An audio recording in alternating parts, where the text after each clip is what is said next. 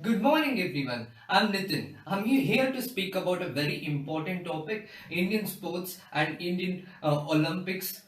It's a very important topic that every Indian should be pondering about. What is it that comes to your mind when you hear about Olympics and the Indian sports and the link between both Olympics and Indian sports?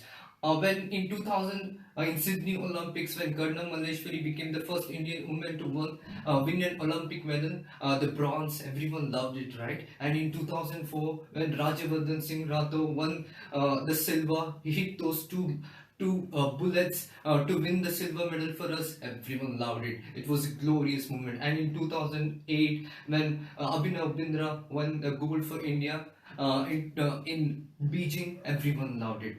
So, but there was one link between every one of these Olympics. There was just one or two medals that uh, India was dwindling about, and finally in 2012 India broke out. Right, India broke through the Olympic barrier. They won six medals, two silvers and four bronzes across various variety of sports, including badminton when Saina Nehwal won the bronze, and in wrestling when Sushil won the medal, and in shooting. So India had variety of sports that gave a glimmer of hope that India will finally break into the Olympic barrier and push to be a top Olympic nation.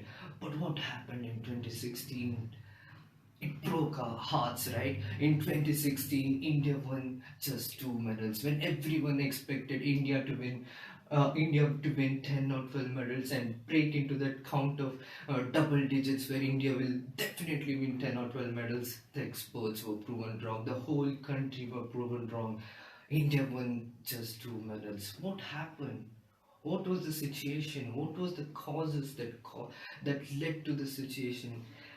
Two medals is not so good. Yes, there were two glorious women, the two fantastic women that saved Indian pride for us when PV Sindhu won the silver for badminton and uh, Sakshi Malik won the wrestling bronze. Yes, everyone loved it, but there was something missing. When every Indian expects something more that didn't happen. What are the causes? What are the factors that we need to see? I don't think even a sports obsessed nation like India don't give enough importance to sports. Don't give enough importance to variety of sports. Yes, it's a cricket obsessed nation. Cricket is a famous sport in India. Cricket is a successful sport in India. Great, but what about the other sports? Are there enough federations and enough funds that are happening to take Indian sports forward? If you look at the United States of America, they do the public funding. They call out for the funds. They do invest in their sportsmen and sportswomen, and they win 120 Olympic medals. Right? It's almost as big a country as India. What is wrong with us? We have 1.3 billion, and if we just win two medals, that's not right. That's not satisfying. That's when whole rest of the world will mock us. You carry a people of 1.3 billion and you just win two medals. The whole will mock us. If you look at China, they started the uprising of Olympics in mid 80s, and they won they were not even winning any medals, and by 2012 they were winning hundreds of medals. That's the power of a nation, and that's how you build as a sporting nation. But of course we can't follow every system and every building process that China goes through. We have to have our own process. We have to do the public fundings. We have to build the federations in a systematic manner. Just recently, in Lodha panel gave the recommendations to BCCI that should follow certain principles and rules. I'm sure, and one of the petitions was that every sport federation in India also should follow that Lodha panel recommendations. I firmly agree with it. I firmly believe that it should happen so that every sports federation gets gets into a system where the sporting culture begins. India don't have that sporting culture. India don't have sports for marks. We have subjects that we give marks in schools for every other subjects. We don't have that culture of sports, and sports is just a hobby. Sports is just something recreational activity in India, apart from cricket perhaps, or few other sports where badminton is growing in certain parts like Hyderabad and Bangalore. Apart from that, or wrestling in Haryana. Apart from that, no other sport has been taken into account. There are so many sports, you don't even see those. You don't see Indians competing in fencing or something like figure skating or something like cycling. Indians definitely have the stamina, definitely have the potential. If you look at go to the rural backgrounds, go to every town in the country, select people, urge people to participate so that they can form some career apart from the things that they are doing in their own shell, and they may become very famous sportsmen in India. Swimming, why don't we have any swimmers? Hockey, is there some rebuilding process is happening, but not enough. Football, I still don't understand why India doesn't produce footballers, because I'm sure there should be some method that can be put in place where football can be a very attractive sport in India, where we can win different laurels in different categories and different stages. That India can definitely think about that. Uh, archery. I'm sure just the 22-year-old lady Deepika Kumari, and when she was 18 in 2012, where she was the world number one, she got under pressure. She was put under pressure and she lost. She lost in the first round. A world number one sportswoman lost in the first round. That's where we don't give enough encouragement, enough motivation to Indian sports people, uh, so that they can bring laurels to India. Uh, just look at who are the people that are winning medals. Someone like Sena, someone like Sindhu, someone like Sakshi Malik. They have been given enough motivation, uh, enough discipline, enough skill sets that they need to go through, enough uh,